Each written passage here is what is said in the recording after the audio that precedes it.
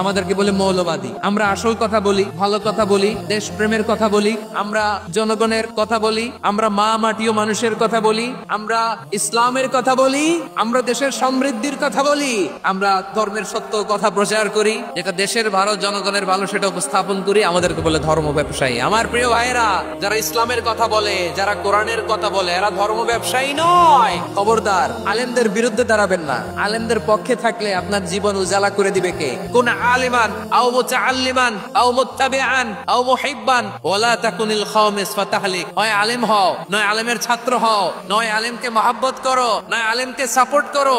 এই চারটা করো, 5 নাম্বার হয়ো না, আলেম বিদ্বেষী হয়ো না, তাহলে দুনিয়াও শেষ, আখিরাতও শেষ। চিল্লায় বলো ঠিক কিনা? খবরদার, নিজেকে ইসলামের বিরুদ্ধে দাঁড় করাবেন না। এদেশের আসল পরিচয় ইসলাম। এদেশের আসল পরিচয় কি? আওয়াজ করে বলতে হবে, এদেশের আসল পরিচয় আমার নবীরে কাফিরেরা যেমনি গালি দিত, এই যুগে আমাদেরকেও গালি দেয় এমন কিছু লোক আছে না নাই?